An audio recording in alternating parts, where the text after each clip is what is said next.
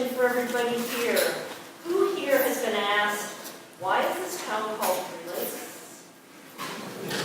And you. Who here knows the actual story? Because how many of you have had visitors come to town and go, there's a lot more than 3 lakes in this place, what's going on? So the actual story being that basically they stopped counting up to 3. 1, 2, more than 2, and call it 3 lakes. So the railroad came to town, and they hit the tree stump that's now by the 3 Lakes Winery, and they came and they surveyed the line and they ran into Maple Lake. So they backed up, they threw out another line and they ran into Town Line Lake. They backed up and they put out another line and they hit Range Line Lake. And then they backed up and they missed Thunder Lake. So then they went north to Eagle River. And now we have a town called 3 Lakes. Little did they know, you go a little bit further in the woods, and there's a huge tuna. So when we talk about what makes 3 Lakes, I think you can pretty much say the lakes. And so tonight's speakers, I'm honored and excited to have 2 guys who have grown up on the lakes and really have made the lakes their home for different reasons, and I think all of us share a little bit of that. So I'm hoping that tonight we'll be able to share some stories about life on the lakes, and with your questions and ideas and thoughts after each speaker, let's celebrate the reason that we live here, to celebrate life on the lake. Our first speaker, Lamon from Watercraft Sales.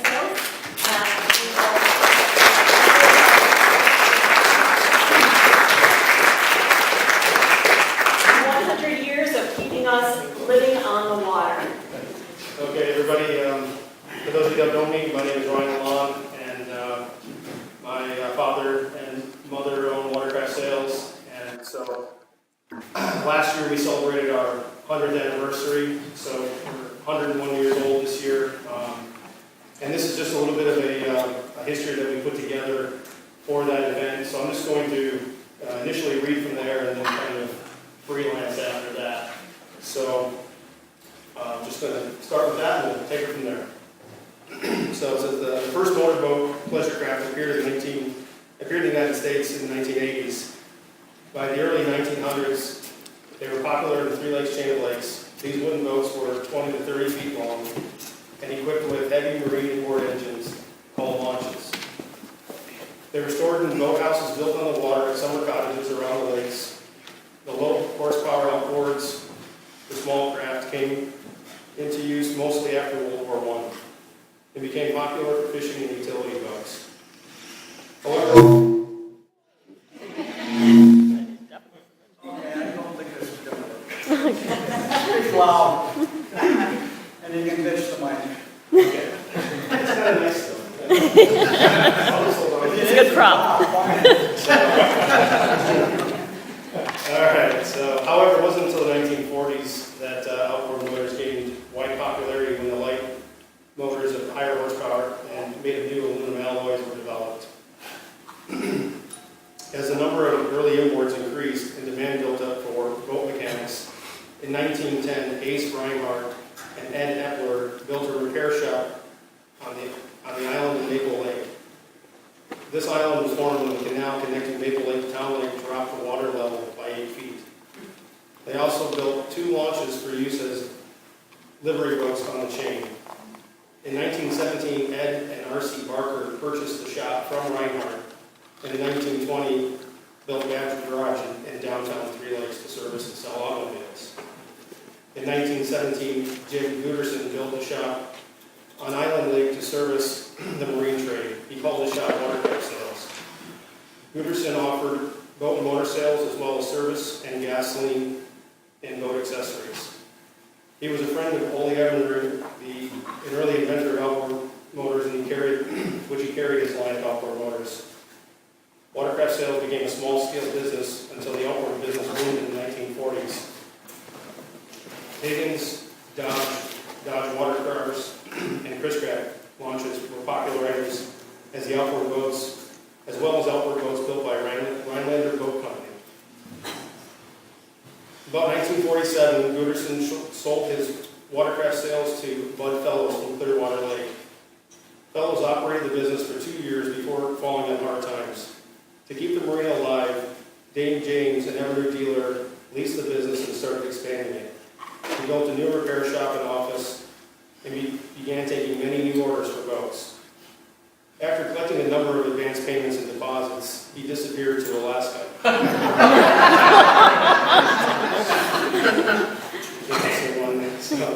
To replace him, Julian Washma, a factory distributor for Higgins boats, was placed in charge until a new owner could be found. He hired Merlin Dunn in 1949 to manage the business, and he did so for one summer. He rented boats, sold gasoline, and did repairs. He also introduced the first water skis to the Three Lakes chain, and his daughter Judy demonstrated it at the first ski show. At the end of the 1949 season, Bill Thede purchased Watercraft Sales and continued to run the business until 1960, when he sold it to John and Betty Lamon. In 1969, Ted Trubshaw, who had recently retired, bought a share of the business and which was still having growing pains. He was active until he gave up his share in 1971. Under the management of John and Betty, the marina prospered and expanded its facilities for boat sales, storage, gas, and accessory sales. At that time, they lived in a little log house on the Watercraft Sales property, which is where our big steel building is now. And they raised their family of John Jr., my father, Carol, and Mary Ann. John Sr. was also known for traveling to work around the chain in the seaplane. And to this day, we still have customers coming in that tell us all the time that they remember him doing this, and he would fix their boat lift by flying over from lake to lake. In '72, John Sr. and his general manager, Jack Deed, started an antique car restoration business at Watercraft to supplement their marine work. This allowed them to keep 3 full-time employees on year-round, and they restored many antique cars, many of which were very valuable. One of which classified as the most valuable 1931 Cadillac, and was a classic winner at the Pebble Beach Car Show. Jack Deeds left Watercraft Sales in 1979 to open Custom Coach Works, his own antique car restoration business in Eagle River, which is when Watercraft Sales stopped restoring antique cars. John Sr. and Betty eventually moved into the family house known as Kimwood on Big Stone Lake in the early 1990s and turned the management over the business to their son John Jr. and his wife Marie. When John Jr. took over the business, he moved his family to the old Brewster Dairy Farm on Highway 32, where all of our boats are displayed in our town location. Currently, my brother Paul and his family are the ones living in that house. John and Maureen continue to grow the business, bringing quality boat brands such as Sea Ray, Boston Whaler, and Bennington pontoons. John focused on customer service and expanded the business tenfold. We have sponsored many local show teams, but obviously the first one being the Aqua that was a big piece of that. And currently we are a proud sponsor of over 8 area show teams. And basically, as the next generation here, all of my siblings have worked in the dealership through high school and college, and my brother is now back at the dealership working with us in our inventory management role. And myself, I'm the vice president, and we've basically had several increases in the last couple of years. My sister Allison still works for us in the summer. She's a teacher now in Lamon Lakes area, right? I guess Orlando system up in Northern Pines, and she also works in our rental department in the summer. So, in addition to that, I'm just going to skip you here. Sorry for that. My wife Katie is in the back. She's also runs our warranty and rigging department in town, where we set up all of our new boats. And the big piece of the pie, last year we won. We were out of all the dealerships in the United States. We were the #1 CSI for Nautique Boat Company, which is a pretty huge award because there's a lot of stiff competition for that. And then in addition, last year we also got nominated into the top 100 dealers in America, and actually North America. So.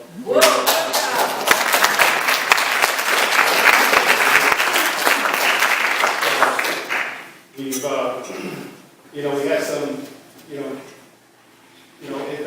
say the early 2000s, we were doing probably 70 sea rays and 70 Bennington pontoons, 40 plus nautiques, and a bunch of other things. And then when the 08, 09 kind of stuff happened, it was pretty tough. We had to really heavily reinvest and kind of mortgage up to keep things going, which was quite a challenge for my dad especially.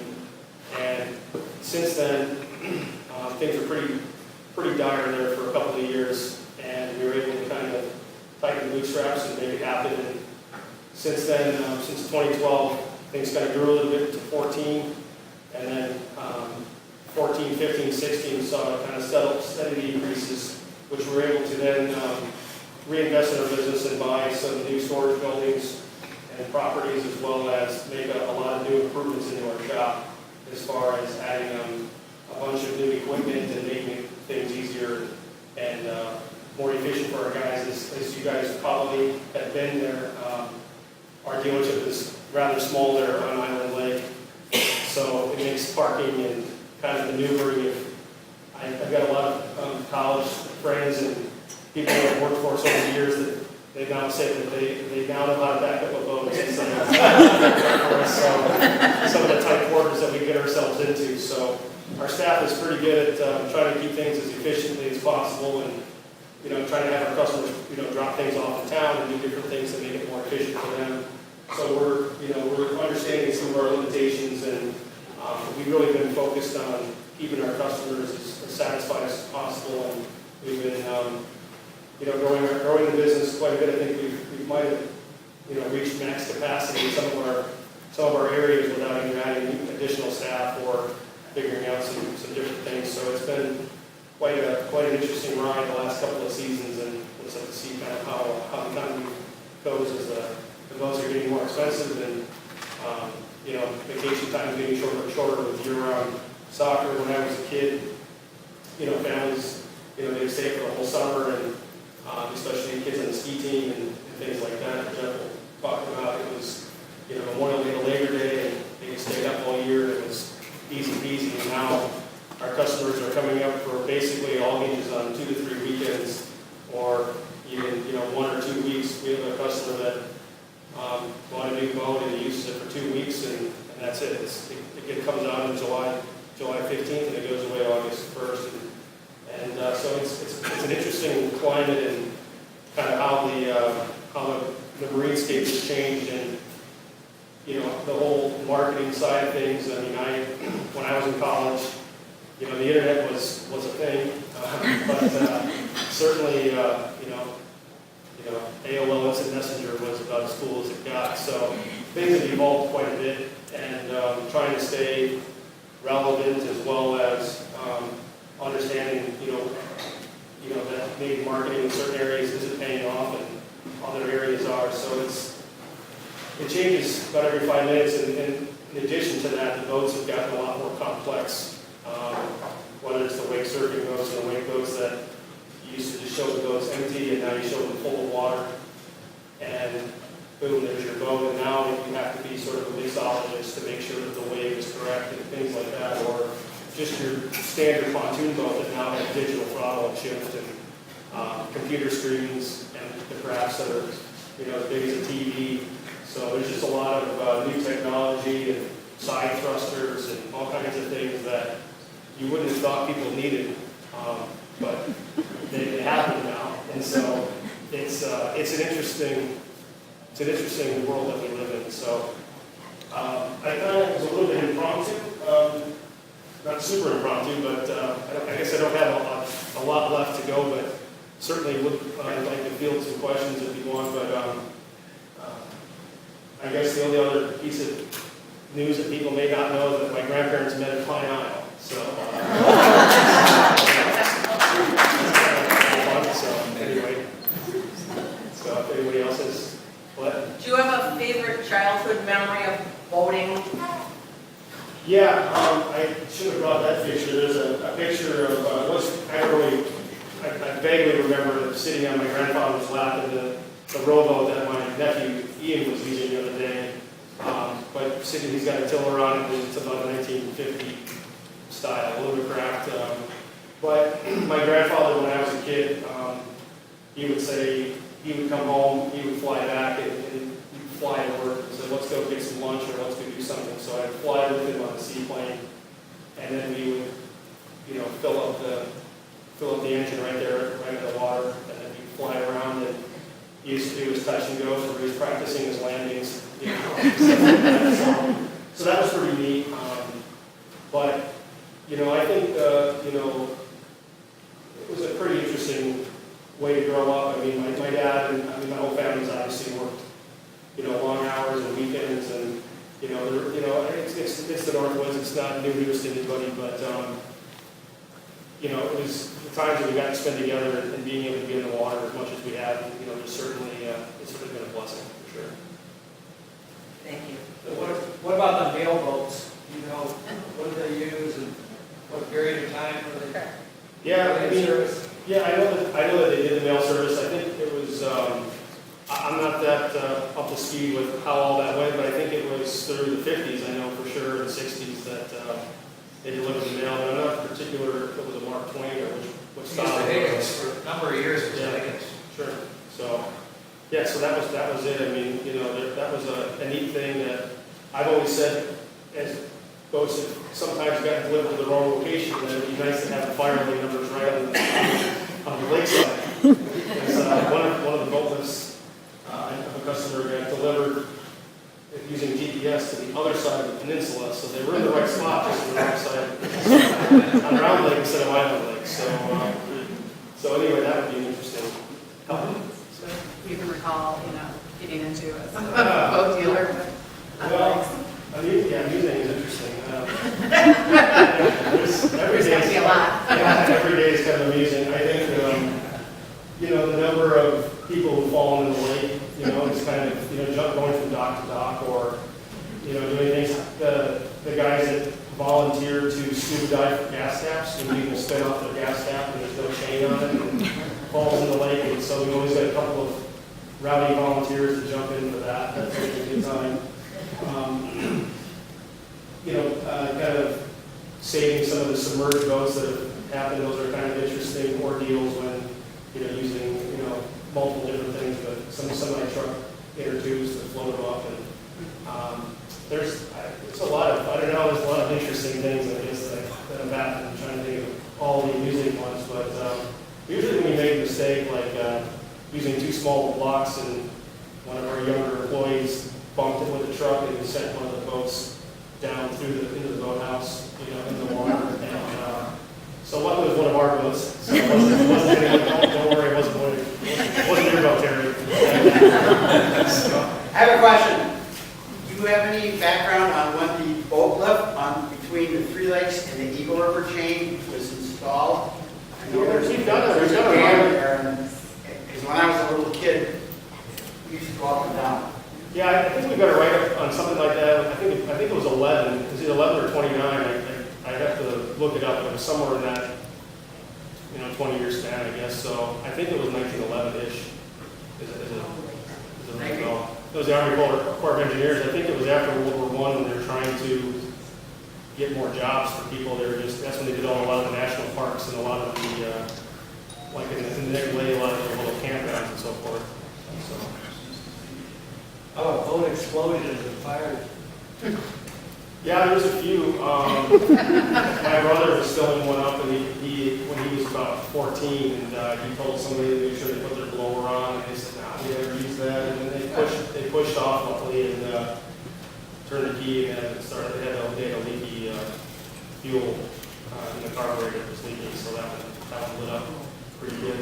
And then as most of you probably are aware, you know, obviously the E-Vans had their boathouse started on fire due to extraction points on their wood boat, and that one that was pretty fast fire in that one. So there was another one where my dad was test driving. We typically don't let people park, you know, dock the boats on test drives, and this particular customer said that he was, you know, rather experienced and was coming up to the pier. It was when Century had an inboard ski boat for a couple of years in the mid-'80s, and he pretty much whiskey throttled, put the whole boat up on the gas. so that was a good one. That's an amusing story.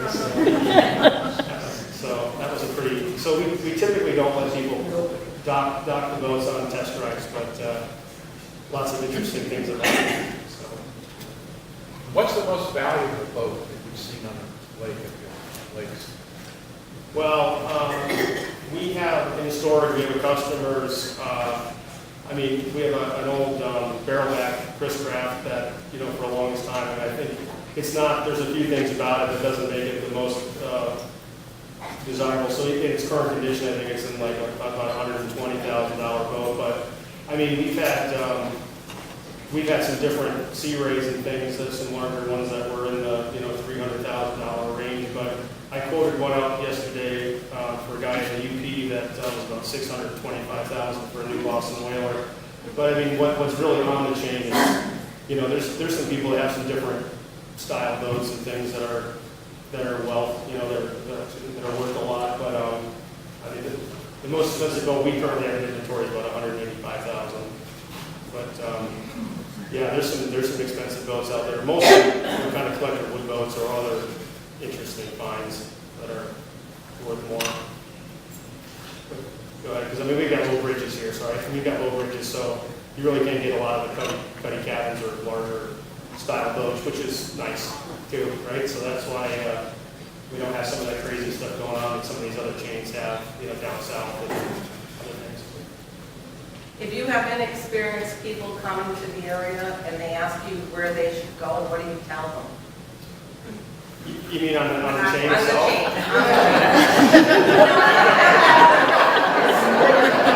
Oh, I can clarify that. That's a double, right? Straight from the rock bar. No, that's it. We try to be as informative as possible, and try to help people. Our motto is deliver the boating dream, and our thing is our idea is to try to expand boating. There's enough reasons why people don't get into boating, and we feel like it's a great way to spend your pastime and stuff. But obviously some of the interesting houses like Denby Island, and some of the different architecture on some of Jollywood, and some of the main boat houses that are pretty neat. Or obviously people like to see those. So usually try to find out where they're staying and where they're and how to get there. And sometimes more often than not, we've actually sent one of our rental staff or one of our younger kids to go along with them just to make sure they know how to get somewhere, like if they're going to the Northern Air or they're going some house. So we try to make sure they at least know how to get to and fro. I think the lighted buoys have been a nice improvement from the old days, and with topography, with so much with Google Earth, and obviously all the different ways to get some of the depths and things in the lakes. It's easy to see where to go now, but it's also even being on the chain, introducing to new people. People are like, where am I going? And I think actually Katie's brother was up yesterday or this weekend, and we let him drive, and he's all over the place. He doesn't know where he's going. So I thought to myself, yeah, we could do a better job of instructing our customers on where to go and what to do. But we try to do a really good job when we deliver a newer pre-owned boat of making sure they feel really comfortable with knowing how to dock it, knowing how to load it and unload it from the trailer and things like that. Because those are a lot of the hindrances to boating is the work involved, and try to take a lot of those things away. Thank you. If you look in your crystal ball, what do you see in the next 10 or 15 years in boat technology? Yeah, what's interesting is Nautique's kind of the Watercraft subsidiary that is now a lot of the boat companies are now becoming conglomerates, and it's all breaking off. Like Watercraft, which is the old, which is now branching off, and Nautique's on its own. They own like 8 boat companies. Some of the other companies, Tractor Boats just bought 6 new boat companies as an example. So the old days of Genmar and Brunswick, it's now actually just boat brands going out and buying other boats. And where Watercraft is going, they do a 5-year strategic plan, and they update it every year. And they're buying into 4 different electric companies, out of Germany and also Switzerland. I guess there's some different things. So, as kind of the electric cars are becoming more and more, so it'll be interesting to see where, what the gas companies allow the lobbyists and things allow that to expand and how much, they launched in '09, Nazi launched an electric boat, and it could go up and down the slalom course 4 times before it needed a charge. So that's obviously not very recreatable, but I think that's going to get longer and longer. I heard that Dyson doesn't even offer a corded vacuum anymore, so I think that's going to be a big area where it goes. And I think, as the technology goes and the price goes, I hope that they continue to offer, more of a conservative price point option for customers. I think that what you're going to see is a lot of boats that are in play today become, for example, if you buy this year boat, in 10 years you can put a new motor in it, a new interior, and rehab the gel coat, and you can have still half of what it's going to cost to get a new boat, and basically have a really working hull design that works well with all new equipment. So I think you're going to see people rehashing new boats or old boats to make them functional. And it's, as I was kind of saying before, it's changing. It seems like every 6 months it's tweaking, but yet you hop into a 99 whatever, and it's still a heck of a boat, and it still runs well and does everything you need it to do. So kind of talking on both sides of the mouth, it's interesting to see where it goes. But some of the good old stuff, like a 13 Boston Whaler from the 70s, is still one of my favorite boats. So, One last question. sure. What do you do in the winter? That's multifaceted. Quick story, we do a lot of sales for spring delivery, so all of the order times, we say August is early, and then September and October is on time, and then pretty much after that, it's, the buying times have all gotten really fast. So we do a lot of deposits for spring delivery. We rent snowmobiles, and that allows us to keep a couple of techs on and keep some new people coming to our business that maybe didn't know about us. And then we do a lot of gel coat refinishing and fiberglass work and some engine jobs and things that take longer. In the summer, you really don't have time to redo some of these things, or somebody that just wants to put a new, whether it's stringers in the bottom of the boat or wants to do a new floor or something like that. Jobs that take a long time, so we kind of schedule those so that we can do those over the winter and keep some more of our techs on longer. And then we go to school, and then like this year we launched an online rental portal so that you can just kind of like a hotel or a car, you can rent a boat right online without having to call us or do any of that kind of stuff. So, which is going to get some tweaks. We're going to switch companies, but it was basically like launching a whole new website at the same time. So we do a lot of our marketing plans and things like that. So it's not that everybody's busy. We do have a portion of our employees that get laid off in the winter, but we actually have more people on now than we've ever had in the winter year round. So we're still busy, even though it looks like we're kind of chilling. So. Great. Thank you.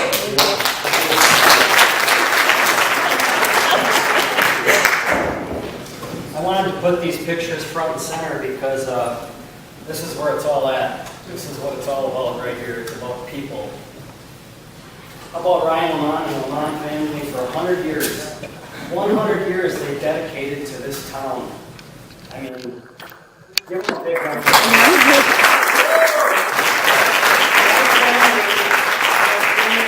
Across the street for 47 years, and I'll tell you, every day is a challenge, but I cannot imagine 100 years of service. Talk about economic development.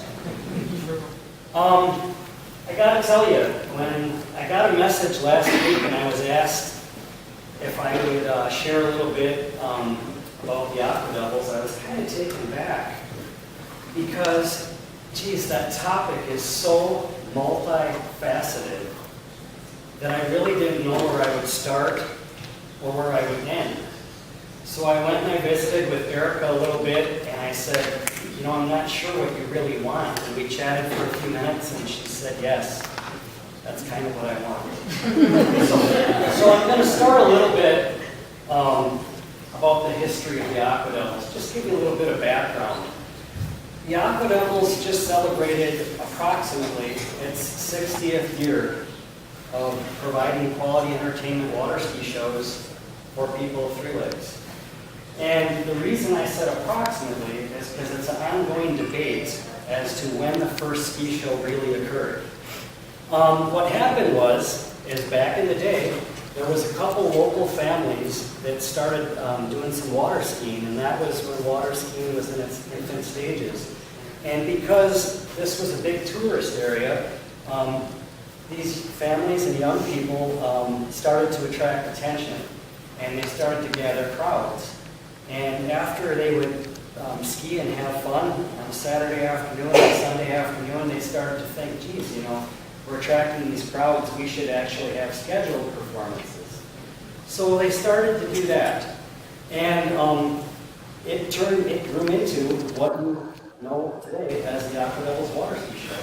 The ski show, back in the day, used to occur on Deer Lake by the Northern Air. And the skiers would ski under the bridge. Oftentimes you couldn't see what was going to happen until the act was pulled through the bridge. And it was kind of neat because it was like a curtain that was always there. I wish we could still do that today, to tell you the truth. As time passed, they also always did performances right here in town on Maple Lake for the Fireman's Picnic and the 4th of July. The team changed its name to the Ski Bees at one point in time, and then for various different reasons, they went back to their grassroots and went back to the Aqua Devils name. Like I said, the Aqua Devils was founded by local kids. And in time, lots of summer kids started to participate, and collectively, the whole thing turned into what you know today, which is something probably that is much bigger than most of you realize, unless you've been there on the ride along the way. I'd like to tell you a little bit about when I joined the team. First of all, my father was one of the original members of the Aqua Devils water ski team, so I guess you could say it was in my blood. And when I was a couple years old, my dad would throw me up on his shoulders on Big Fork Lake, and he would slalom ski and cut back and forth. And I loved that. I can actually remember the wind in my hair. I actually had hair back then. And there was just something about that feeling of being on top of the water that it just called me. Unless you're a water person, you surely don't understand what it's like to look across the water and see glass calm water and smell the water, and it's just, it calls you. You have a hunger for it, an appetite that's insatiable. And that's what led me to where I am right now. And when I joined the team, I got to tell you, prior to when I joined the team, I learned to water ski when I was 4 years old. And when I was 10 years old, I went to the kids clinic that was offered by the ski school out on Big Stone. And that summer, I learned to slalom ski, and I learned to go off a big jump, and I learned a lot of different things. And it was pretty neat to me. But I was never really that passionate about it at that time. It was just something that was, it was neat and I liked it. And it was just something I did amongst many other activities. But when I got to be about 12 years old, I started to really get an itch for skiing. But this was problematic for me because my family didn't live on the lake and we didn't have a boat. So what I did was I got to know a lot of my dad's customers, and most of our customers lived on the lake and they had boats. And so what I would do is I would say, sir, I would be happy to cut your grass for you, or stack your firewood, or rake your lawn, or do whatever it is that you would like me to do, in trade for if you would pull me around the lake a couple hot laps on a slalom ski or something. And they said, hey, that would be great. How about if I pick you up Saturday at 11 o'clock or whatever time? And I said, I'll be there with bells on. And they would come and pick me up, and they would take me out to their house, and I would work for them, and they'd pull me around the lake. When I tell that story to some of the young kids today, some of them laugh at me and say, you were really stupid back then. I can't believe you did that.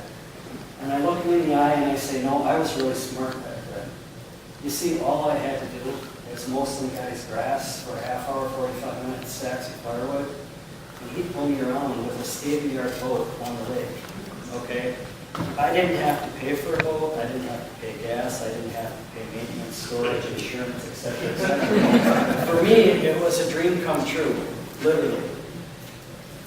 Well, when I was about 13 maybe, probably the next summer, I decided that although I was cutting a lot of grass and doing a lot of work and getting a lot of pulls, it wasn't enough for me.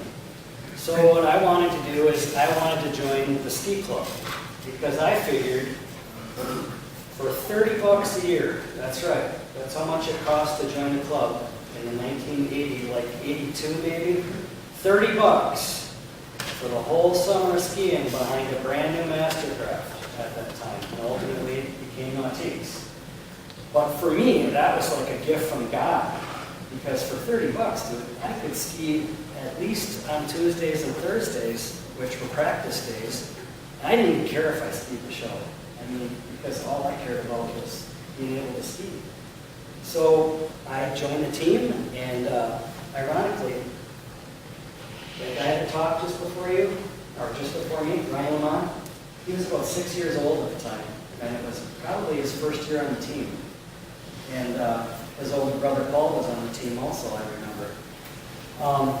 So that summer, I had a lot of fun skiing on the team, and John Lamon Jr. and my dad were lifelong friends, so the Boehm family, the Lamon family, had a long history to begin with.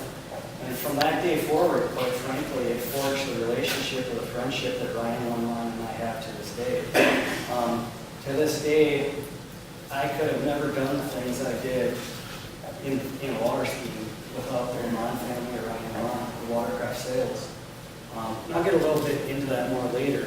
But, so, like I say, when I joined the team, I really didn't care if I skied the show. I had no grand plans. I never thought that later in life, when I was old and bald, that I could still be talking about it. Which brings me to an important point. I still feel like a kid on the inside. I just don't see one when I look in the mirror. But I feel like a kid. And when I get out behind the boat, Ryan spent some time talking about the marine industry and how it's evolved with all these bells and whistles. He'll be the first one to tell you that I curse technology. I do not give a damn about it. I want the largest engine available with a steering wheel and a hull that provides a flat wake. Because I'm not spending any of my time in the boat. I'm spending all my time behind the boat. That's where I'm going to be. So, you know, as a couple years passed by and I became a teenager, and there was several families, iconic families actually, that were real prominent in the ski club that did most of the show acts and stuff. And some of them were going to be going off to college. Some of those kids were going to be graduating from college. And we were at a point in the late 80s, early 90s, where we were going to lose a lot of our older members. We were going to have a young team that needed some new leadership. And Mike Schultz, who was a former president of the ski team at the time, and Kathy Strakota, who was a former president. A couple of the other leaders said to me, you know, Jeff, you should really consider, since you're a local kid, you're here year-round, and you're passionate about skiing, you should really consider being an officer of the team. And I said, yeah, you know, I don't know if I want to deal with the politics and this, that, and the other. And they're like, dude, we really need you to do this. We need you to step up so that you can keep this thing going, and some of these kids coming up behind you will have the leadership or the guidance they need, and you'll provide for them what we've provided for you. And so I don't know at the time if I really viewed it that way, but at the time I agreed that I would do that.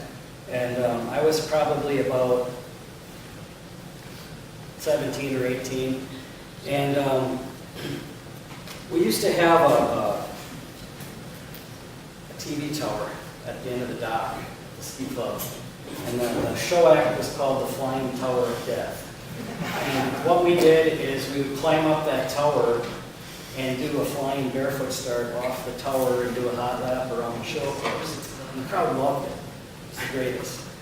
And one night, Mike Schultz, who was the former president of the team, said, you know, I don't really think we need that tower anymore.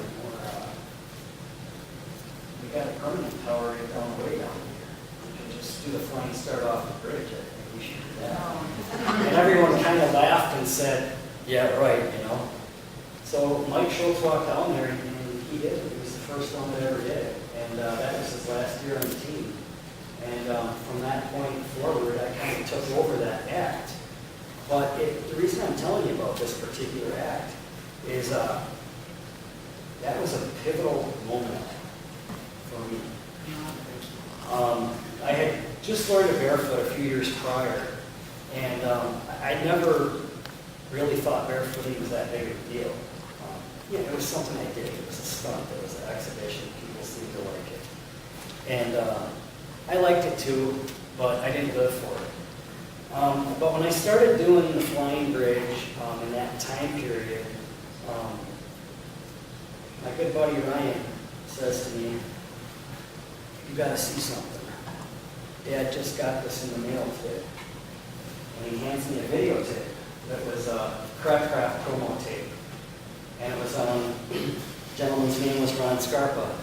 At that time, Ron Scarpa was the two-time world barefoot champion and ultimately became, well, he's known as the Raging Bull, but nonetheless, the greatest barefooter of all time. He's the most iconic skier in skiing history when it comes to barefooting. And I got to tell you, you know, I was born and raised right here in the Three Lakes, and I know my life was sheltered and I was naive my whole life. But I always measured myself against that which I could see, that which I knew. You see, we live in a day and age now where nothing is sacred. I mean, with the tap on your screen, you can see what people are doing anywhere in the world. But we didn't have that privilege back in the day. So Ryan and I go over to my parents' place, and I didn't have any idea what I was going to see. When I put the videotape in and I pushed play, notice it was a VHS tape. I just couldn't believe my eyes.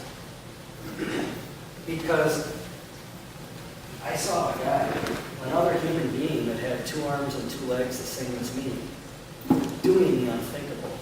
I saw him doing tricks that most trick skiers couldn't do, and he was doing it in excess of 40 miles an hour on his bare feet. And I thought, my God, that looks terrifying to me. I can't even imagine having the courage to try such a thing.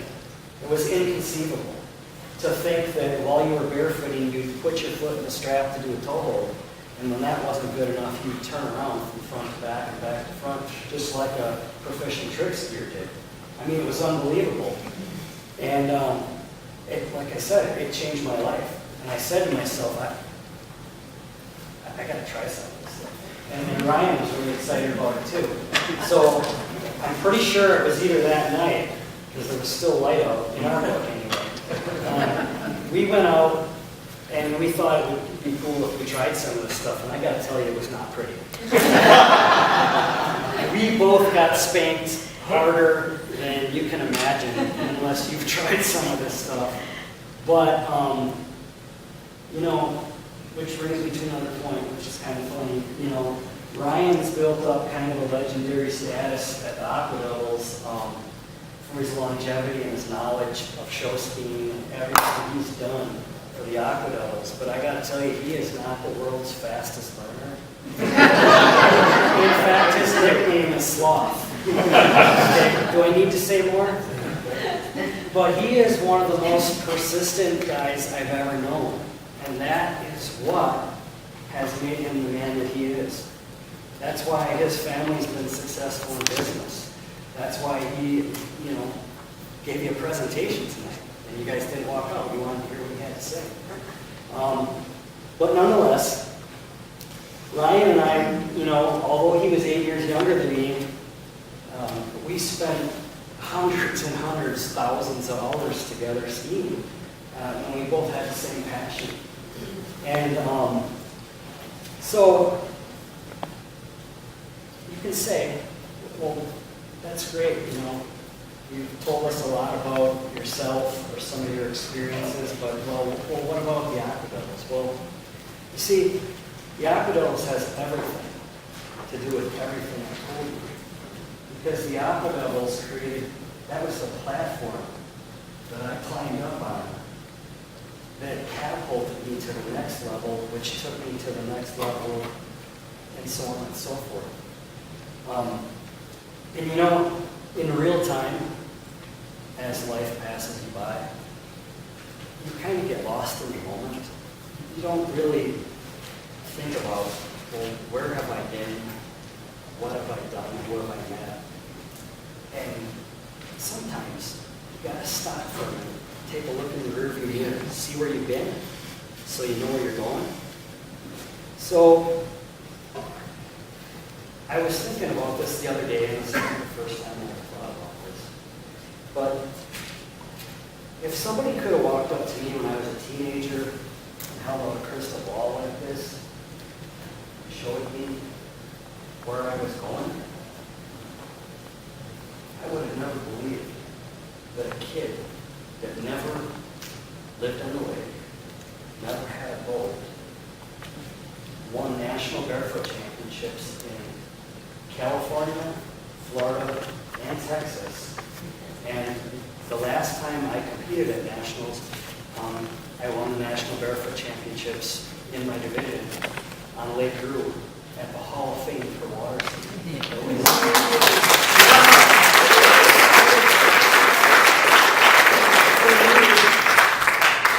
Words can't describe that. And I'm not telling you any of this to pat myself on the back or blow my own horn, because barefooting for me has been a very humbling experience. It made me into the person that I am.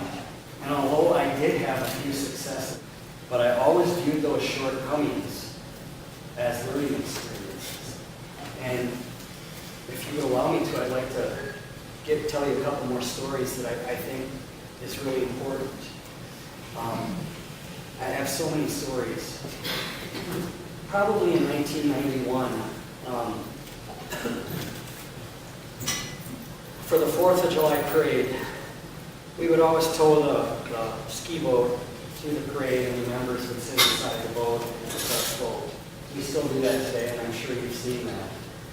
I was driving my truck with the ski boat on the back at the time, and when we left the school parking lot and we got not quite out on Main Street, I happened to look over, and there was hundreds of people on the street, and I saw a young boy sitting on the curb, and it was apparent to me that he probably had just gone through cancer treatment or had leukemia or something, because he was about 8 to 10 years old and he was bald.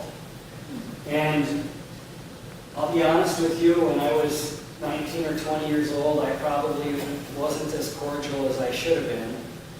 But I thought to myself, I'm going to stop the truck right now, I'm going to get out and I'm going to invite him to come to the ski show tonight. So I stopped the truck, and I don't know, I honestly don't know why I did this, but I did this. I stopped the truck in the middle of the parade, and I got out and I walked up to the boy and I shook his hand, and I said, if you come to the show tonight, a half hour early, I will give you a ride in our boat if you come. And he was all smiles, and he said, that would be great. Because I can tell his dad, now that I am a dad, I appreciate this that much more. I could tell his dad really appreciated that I took the time to acknowledge his son. So that night, he showed up half hour early. But I decided, I'm going to make him wait.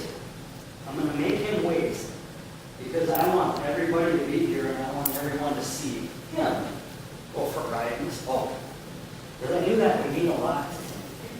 So, about a couple minutes to showtime, I think he probably thought I had forgot about him. I went over and I got him and I said, let's go. And We went out and lit it up in front of the crowd, you know, did a couple power turns and had a great time. And then the show went on. Well, a couple of weeks later, his dad showed up, and he gives me a piece of paper. And the piece of paper had a picture on it. It was a picture that his son had drawn of me jumping off the bridge and barefooting. And it just said, "Thank you for the pole ride." And his father thanked me and said, "You know, you have no idea what that meant to my son." It really meant a lot. He can't be with me right now because he's back in the children's hospital. He's having another round of treatment. And I said, "Okay, be sure to tell him thank you." A couple of weeks went by, and the summer was almost over at the ski club, and the dad came, and he told me his son had died. Thank you. Thank you for taking the time. So,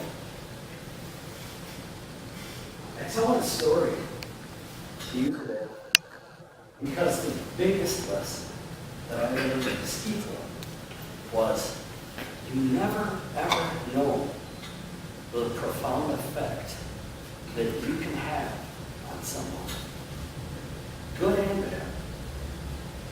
And sometimes you will never know. I would have never known that this boy, that boat ride meant everything to me. I would have never known that the boy passed away if the father hadn't told me. We all go through life, you know, and I always like to think of life as an odyssey. Because the definition of an odyssey is it's a wandering journey. You know, we all think we know where we're going and how we're going to get there. But the reality is, every day is a blessing. We don't know what's around the next corner or what curveball is going to be thrown.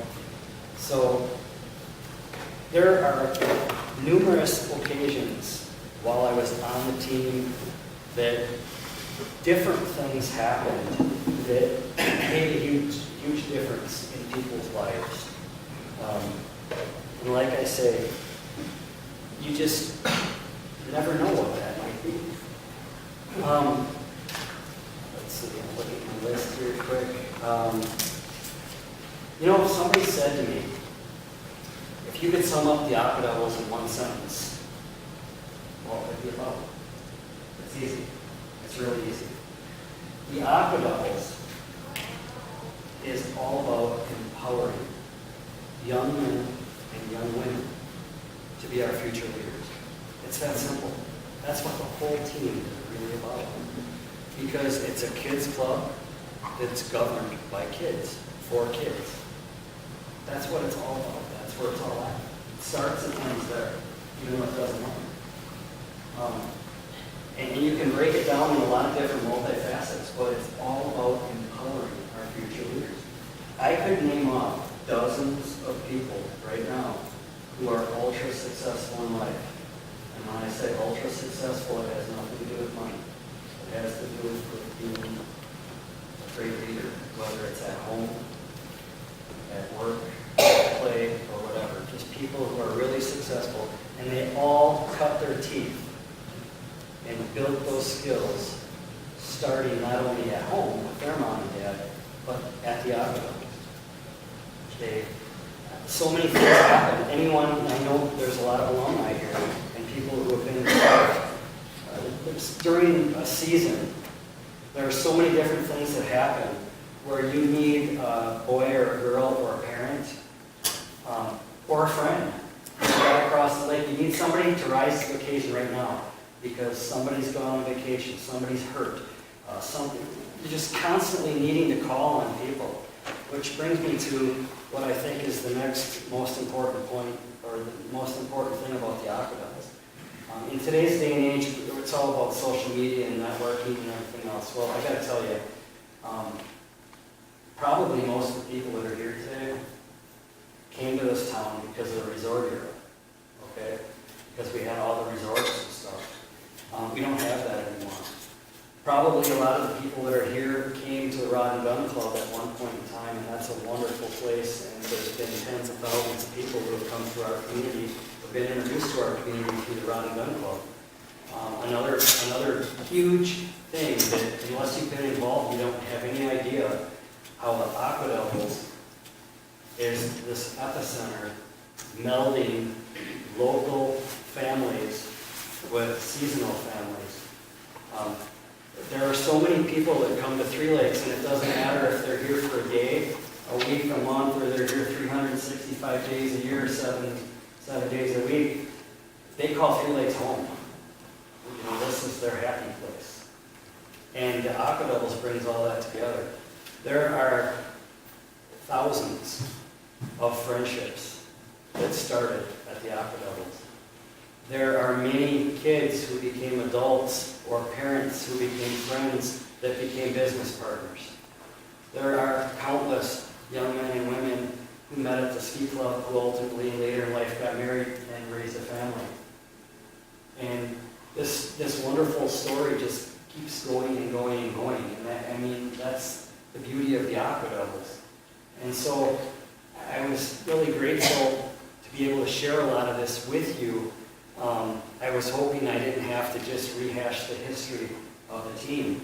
But there has been, speaking of history, there's been many pivotal moments throughout the history of the Aqua Devils. In my lifetime, the biggest, most pivotal moment of the Aqua Devils happened to be when I was the president of the team. But it wasn't because I was the president of the team. It wasn't because of anything I did. And that iconic moment was when Mr. Bob Fellon purchased the property from the Northern Air and donated it to the town of Three Lakes as a water ski park in loving memory of his late wife, Phyllis Fellon. I tell the story every now and then about that, how important that is. You see, the Phyllis Fellon Water Ski Park is there forever. It's going to be there forever. It's for everyone, young and old. Bob Fellon used to sit on a lawn chair with his late wife Phyllis and their only child Julie by the old popcorn shack, which is no longer now, but they'd sit there every Sunday, and Bob would watch his daughter perform, and then Bob would go back to Madison, and he wouldn't come back till the next weekend. When Mrs. Fellon passed away, Mr. Fellon had such fond, loving memories with his wife and daughter at the ski club that he memorialized his late wife and his memories forever. And was so gracious, gave us such a gracious gift that we can have that forever, exclusively as a water ski park. And every one of us, old and young, are eternally grateful for him for providing that for us. Because at that time, the Northern Air was going to sell that lot or condo it off, and it would have been gone forever.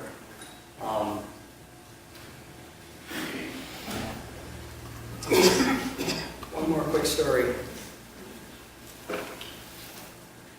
There is no I in the word team, and I know that. And I've said the word I lots of times tonight. I will admit I am prejudiced because I can only see the world through my eyes. So oftentimes I do say I because it's as I lived it, as I saw it, as I felt it. I'd like to close with one quick story. And for me, I think it's really an important story. I told you all about how the club helped develop me into a lot of different things and do a lot of different things for me. And I told you about a lot of history and successes and shortcomings and iconic moments and everything. But I want to share this one story with you. In 2001, I had made plans, I had qualified, and I had made plans that I was going to go to the National Barefoot Championships that happened to be in Fergus Falls, Minnesota that year, and the event was going to be held on the Otter Tail River, and which is kind of by Fargo. And I knew that if I had any chance of scoring decently at this tournament, I knew that I had to challenge myself. I had to rise to the occasion, and I had to train extra hard. So that's what I did. And through a lot of hard work and dedication, I learned a lot of new tricks, and I knew, because I skied with the same network of people all over the country, I knew what everyone else's abilities were. And I knew going into the tournament that I was the best skier in the country in my division, and that when I went to the tournament, I would win the tournament, and that it wouldn't even be close. I knew that before I went, and I don't say that arrogantly. And before you discount what I just said, let me finish the story, please.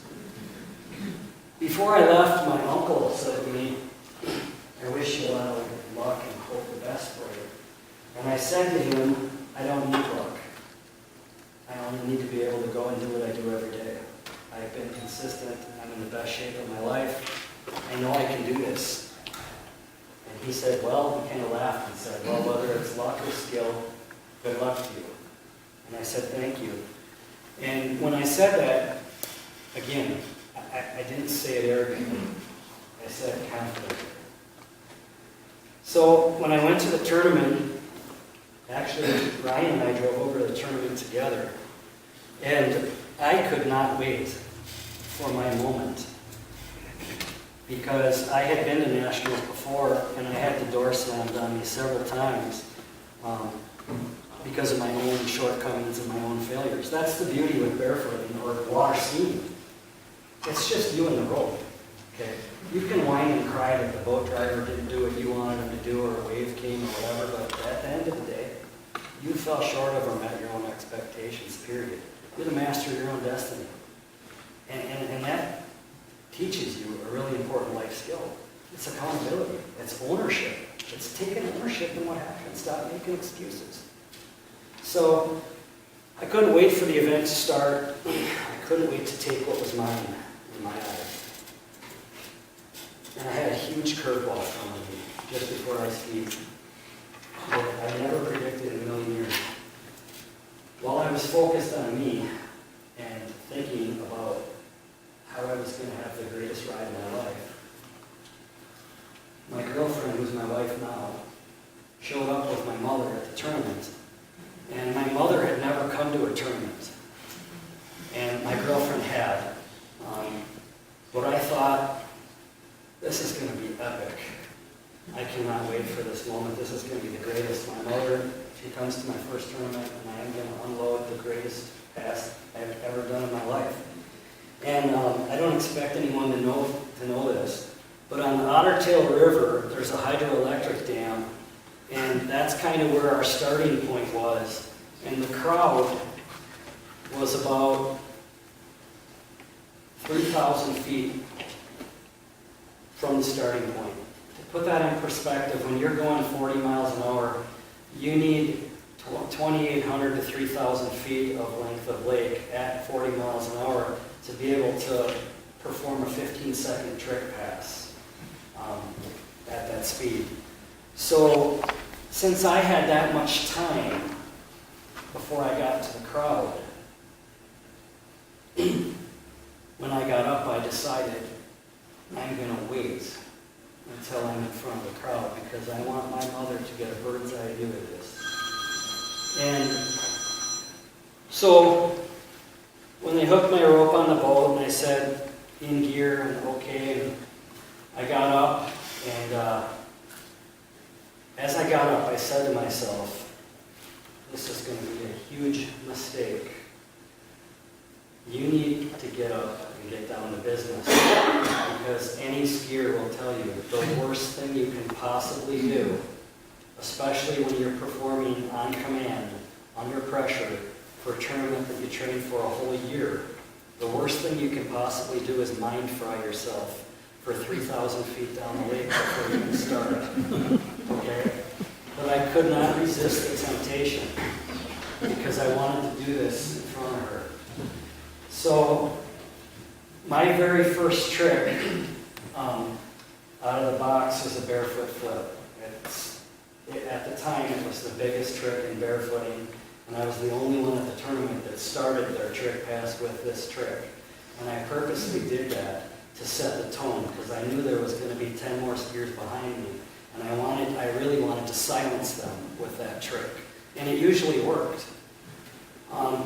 So I monkeyed around and skied down the lake and waited till I got in front of the crowd. And then I thought, it's go time. And I extended my arms and I tugged on that boat as hard as I could to initiate the flip or the roll. And because I was excited and aggressive, overly aggressive, anybody that knows how to do a barefoot flip can tell you that the flip is easy. But unless you can hold on to a 350 horsepower boat at full speed, it's incredibly difficult. Most people, if they have the courage to ever try the trick once, they'll never try it again because it's emotionally scarring for life. So I stroked it in really hard, and that's the idea, because you create slack in the line, and that enables you to recover just before the line snaps. And I didn't want to let go, so actually, after I did the flip and got the massive snap, I went out the front and got inverted head first and got stuffed into the lake. And I probably got about an inch or two taller after that. But in slow motion, before I hit the water, I saw all my dreams fall apart. Everything I had worked for, everything I had dreamt of was gone. And this moment was not coming back to me for another year at best. In water skiing and tournaments, there is no practice run. There's no second chance. There's no timeout. You perform on demand, and you either did it or you're done. And so I thought, I had one more pass left. The pickup boat came and picked me up and took me down to the end of the lake, and I thought, there's no way I can win this event. I have to try to salvage the wreckage and do something. I did a couple tricks, and I tried to bust the flip off too hard because in my mind I wanted to do a couple more tricks after that to add more points on the board to salvage the wreckage, and that didn't work out either. I went out the front rather violently on that one too. So I swam to shore, and there was a railroad grade right there, and I named that railroad grade the Boulevard of Broken Dreams. I got up on the railroad tracks barefooted with my wetsuit on, and I had to walk about a half mile down the railroad tracks to where Ryan and I were set up. And it was the longest walk I'd ever taken, and I felt like my life was over. Everything that was important to me was gone. I had never been so devastated. I know a lot of people can't relate to that, but at that time, at that moment, skiing defined me, and there was no tomorrow. That's how I skied every day. That's how I approached life. There was no tomorrow. There was only today. And that moment was gone, and it wasn't coming back, and I couldn't do anything. So, we finished out the tournament, and I went home, and I was still convinced that life was over for me as I knew it. And my sister, who's 4 years older than me, showed up at my parents' place. This was a couple days after the tournament. And she informed our family that she had just been diagnosed with cancer. And talk about feeling like that small. I felt, how could I have been so self-centered? How could I have been so wrapped up in this sport that I thought that my life was over? And it doesn't mean anything. It's just a sport. And my sister, who knew where her life was going to go? Just a year prior to that, she had had a baby boy, and that was her dream. Her dream was to have a family. And here I was wrapped up in myself. And from that moment forward, I kind of took on a different look, on my life. And I just want to leave you guys with said, you never know the effect you may have on others. So take the time when you can. Take a minute. Give somebody a hand. Tell them you appreciate them. Let them know that, hey, you're important to me. Because that's what it's all about. Even though I told you all these stories, and I hope I didn't come across as being a self-centered person who wanted the spotlight to be on me, and I wanted everyone to know about everything I said, that's not what I remember. What I remember was the friendships that I made over all those years, all those faces, all those wonderful people that I met from all over the world, people who helped me become the person that I am. And a whole lot of those people were part of the Aqua. So thank you for your time. I don't know if anyone else